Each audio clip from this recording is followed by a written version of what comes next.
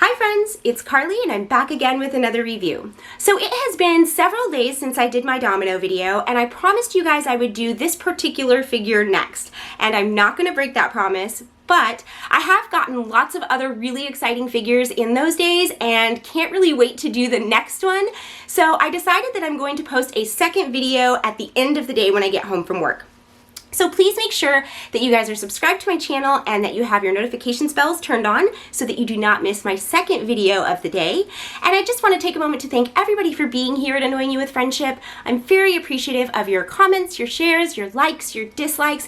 Just interacting with my content means so much to me, and I'm going to keep making them as long as you keep watching them. So with all of that said, I'm going to go right forward into looking at Mumm-Ra. So we have already looked at Panthro from the Thundercats Ultimates first wave, and I really liked the way that figure looked, but there were some practical things about him that I was bothered by. So I am really excited to take a look at this figure and see if he has some of the same sort of issues or if he's a little bit better realized. So I started off with him. He again comes with a ton of accessories, which is wonderful. SUPER7 really does it up on the extras with this line of figures. So here is his vinyl cloak. We can sort of take a look at the back. I really like the way that this looks because it sort of hides half of him, which leaves a little bit of like cartoon mystery to what we're seeing here. Like, what is this kind of monster? It's kind of, you know, just like the slow reveal. And I really like the piece itself. It's very sturdy vinyl. The way that it's molded fits perfectly to his body. The one complaint that I have is that you have to actually take his head off to get it on and off. So I started with this particular head because there are two heads and this is my least favorite of them. There's nothing wrong with this. I just like the second one better and I wanted you to get to see both. So without further ado, let's go ahead and take this head off and we can take a look at the way that Mumm-Ra looks under his cloak and take a look at the second head and second cloak. So here is a look at the piece without him in it. Very nice vinyl sturdy cloak. Here is a look at the second head. I just like the mouth open more. I think since his neck is so pronounced forward, it just feels like his body is in the position to sort of be like screaming at you. And I just feel like this is the better, more dynamic, scarier look. And for me, let me know in the comments if you were watching Thundercats as a kid growing up, if that was like one of your Saturday morning cartoons. Mumm-Ra was like the scariest monster ever to me. And being an adult who is really into horror and scary movies, I feel like this was a gateway monster for me. He scared me to death. So I'm really excited to have a scary looking Mumm-Ra on my shelf, and I feel like this head just sort of accomplishes that more. And let's take a look at the second cape because this is probably one of my favorite accessories that I've gotten with a figure, and I just wish I would see more of these across the board. So the second cloak is a cloth wired cloak. You also have to take the head off to get your figure into it, but look at how vibrant and how much movement there is in this piece of cloth. It's just so well done. And this is just a single piece of cotton fabric doubled over itself and sort of with the wire in the seam. I mean, everybody sort of knows how these are made, but it's so simple and something that can add so much to your photography and your display. And I just wish that we got more of these. I would really love to see more of this than I would vinyl capes. I mean, vinyl have their place, but just look at what you can do with this. It's just got so much more movement. It's, I don't know, it's one of my favorite accessories, as I said, that I've gotten in a long time. And we have gotten some cloth things from Hasbro in the past, but this is just crafted really well. It doesn't have frayed edges or open seams. It's very simple, but very functional, and I'm super, super happy to have it. And that makes for the second accessory in this line of figures that is probably one of my favorite of all time, the first being the action nunchuck from Panthro. So although there are a lot of accessories that are coming with these SUPER7 Thundercats Ultimates figures, and some of them are a little bit less functional than others, the ones that they're getting right, in my opinion, and for me, for my use, are so right that I'm really ending up happy overall with the things that they're providing. So with that said, let's go ahead and take a look at Mumm-Ra's accessories and see how they stack up, and then we'll go ahead and look at his points of articulation. So we have already looked at the two heads, but let's just take one more look at the two side by side. There is sort of just a closed mouth, skeletal face, and the howling or screaming face. Both look really, really good. Both come with additional bandages that are hanging down, which I like. I like the sort of depth and layering that they did with these vinyl bandages. So the head is really good for me. The second set of hands, all of the hands with this particular figure are just generally sort of like monster, like clawed hands. He does have the one here for holding the staff that we'll look at in just a second. But other than that, they're all sort of just generally interchangeable for different types of creeps and scares. The grasping hands are on a side-to-side hinge. We'll look at that in a minute. And I think that was sort of, you know, it's something that stands out to me as a strange choice. And the more open hands are on a front-to-back hinge. So we'll talk about that a little bit more, but as far as the sculpt and the appearance of the hands, I'm really happy with those accessories. So the functional head and hands are great. Next, we're going to take a look at his staff. And I really like this piece. It's sort of a gnarled piece of black wood. It kind of looks like bones. It kind of looks like braided together like a vine. It's very sturdy, even though it's not super thick, which I really appreciate. And then the sculpt and paint on the monster head is simple and scary. It's creepy. It looks really good. It's the same height as Mumm-Ra, which is about 7 inches. So if you decide to use this accessory in photographs or in posing on your shelf, it will definitely stand out. It's a super dynamic and creepy looking piece. And honestly, out of the rest of the accessories you're about to see, probably the one that I would use with the cloth cloak and the open mouth. I think that's just my Mumm-Ra. But let me know what you guys think when you see the rest of these accessories. So our next accessory is probably the most disappointing to me. This is the Sword of Thundar. Or Plunder, I'm sorry. And this is a sort of dual bladed like energy sword. So the blades appear, and not getting blade attachments to go with this is insanely disappointing and a little befuddling. I just don't understand why we wouldn't get those like bolt blade looking attachments. I understand being able to remove them. That makes sense, and I really like that idea, but not getting the blades at all is a very strange choice for this accessory. I will never use this. The sculpt on, you know, this hilt and handle is great, but with no blades, it does not read. It's no good to me. So this is the Sword of Plunder. I really didn't like that. Here is the Book of Omens. And this is something you can actually wedge into his hand, so it's not necessarily the most practical, but you can probably get some good pictures out of it.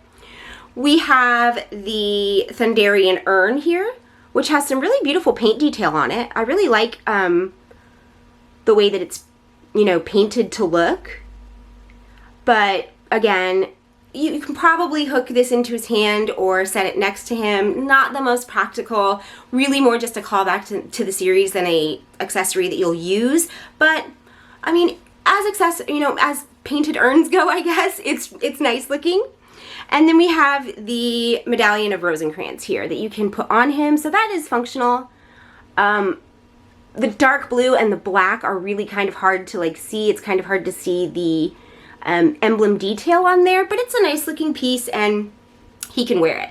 So there are far fewer accessories, I think, in this pack than came with Panthro, but again, I sort of find myself looking at them and being like, what is this even for? A sword with no blades is kind of silly. An urn doesn't really read action figure to me, but they do have great nostalgia value and are well crafted. So it's not all bad for the accessories packs on these, but there are several that I can sense that I probably just won't ever use.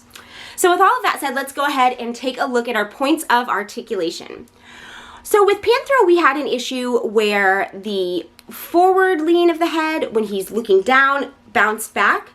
And on Mumm-Ra, look, we have a good back bend, but again, we have that same bounce. So he's not getting his full range of motion. There's something preventing that. And now we can probably assume we've got 2 of 4. We'll take a look at 2 more, but it looks like 50% of them have this malfunction. Probably all of them do.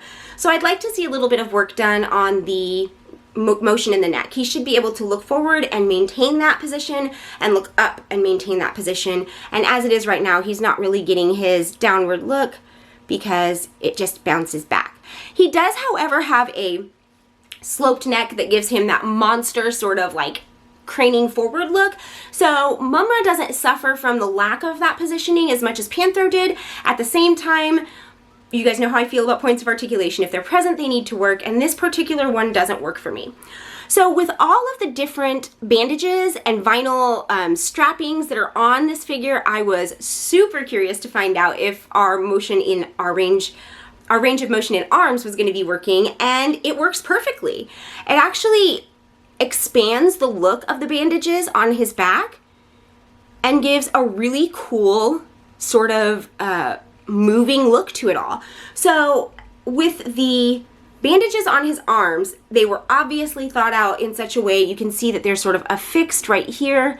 They were measured and designed in such a way to create a variety of looks based on how the arms are being used, and I really appreciate that. We get a great lateral lift in the arms here, and with the arms up, we're still able to do this single elbow click that we get with SUPER7 with no hindrance, but you can see that, again, the bandages are moving, so it's changing the look, which is really cool. Again, on these grasping hands, we're getting a side-to-side motion, a strange choice that, quite frankly, really bugs me. But then a full range of motion turning around like this. So the arms work great. We do not have anything in the torso here. So we don't have any type of lean, any type of turn. We do not have a functional waist. It seems like there is a waist on this figure, but because of the bandage overlays, it does not work. So we have no bend in the chest, no ab crunch, no lean back, and no turn in the waist. That is an extraordinary loss of motion for one particular figure. Excuse me. While I do really love the bandages and the way that they're applied to give him lots of depth and still highlight that he is mummified, so he's very thin and very frail and skeletal, and these are what are giving him sort of depth and motion and detail, we have to have functional articulation. We can't eliminate two major points of articulation in favor of detail. We've got to find a way to make these work. And literally with the bandages crossed over his body the way that they are, there's no reason that this couldn't have been slit to allow him to turn. So that is a huge failure on my part. I'm very disappointed in that, and I just don't think there's any excuse for it. So in the legs, now we start to see where the bandages are actually affecting the range of motion. They do actually go up all the way without the hindrance of the bandages, but with the bandages, they sort of fall back to here. This isn't really a Mumm-Ra pose, so it's not going to affect the way that the figure sits on your shelf, which is great, but if it doesn't work, it doesn't work, and that bothers me. He does not have a turn in the thigh. This is the bend in the knee that we get. It's not even just quite 90 degrees, which is troublesome to me because there's nothing hindering that. There's no reason that we shouldn't get that full range of motion. And then we have really great feet though. So we get a good toe point, we can go forward, and then we have that rocking side to side motion that gives for really good poses. I do have a bit of a flaw on this particular figure. So if we look up here, look up his bandages at the tops of his legs, you can see this leg here is not going in all the way. So we can see how right here, this is the joint closed entirely, right? This joint does not do that. So when we lift them up, when we extend his legs fully, you can see that's what they look like extended fully. And then when we close them, you can see, again, on this leg, I'm not able to close that leg fully, which means his legs stay like this. Now I was able to get him to stand, and it occurred to me that maybe this was intentional, but it seems like a strange way to do it. It seems like I should be able to put his legs straight all the way down like this instead of being forced to have them spread like this, and then go from there. From a statue perspective, this would be a great pose, but this isn't a statue. This is still billed and sold as a highly articulate figure. We've lost at least 3 major points of articulation. We have hindrance on 2 more, and then we have a joint that is either a defect or designed in such a way that prevents the range of motion even further.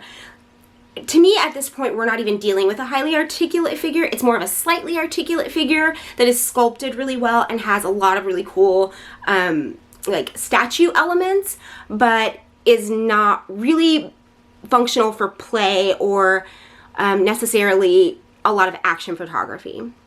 So that is always disappointing when you're not getting the articulation that you want. In the end, though, it's really difficult for me to be mad about Mumm-Ra because he does look so cool and creepy. And I can appreciate the things that SUPER7 was trying to do with these straps and bandages, you know, and the different cloaks. The cloth cloak is such a win for me, and I'm going to make tons of great use of that. The staff is really incredible looking. There are things that are so magical and creepy and scary and really remind me of watching this show in my youth. But when we are building something as a highly articulate figure, it needs to articulate, and this one just simply doesn't. So I think that they really kind of owe it to the fans and collectors to kind of change that. I really don't think they should be saying it because assuredly, I promise you, if you get this, the articulation is not what you would expect for the price point.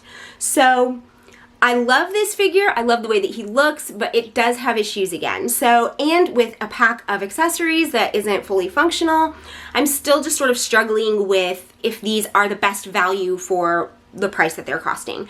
Please let me know what you guys think of our Mumm-Ra in the comments. It was really fun to open this figure and like sort of unpack all the memories of this show, and I really do sort of like the way he looks overall. But the problems can't be ignored, and there are a lot of problems with him too. So please let me know what you guys think in the comments below. Let me know if you've picked these figures up, and let me know if you think that I will love or have some issues with Jackalman and Lion-O2. Which one of those would you like to see next? Please let me know in the comments. I want to thank my friends at Fortress Toys, Corey and Blake. You can find them at fortresstoys.com to pick up your versions of these figures. And remember to turn on your notifications because I will be back tonight with a second video that is a surprise I didn't expect to come in so soon and cannot wait to share with you. Thank you guys so much for being here. I will be back this evening with another one, and I hope you all have a great day. Bye, friends!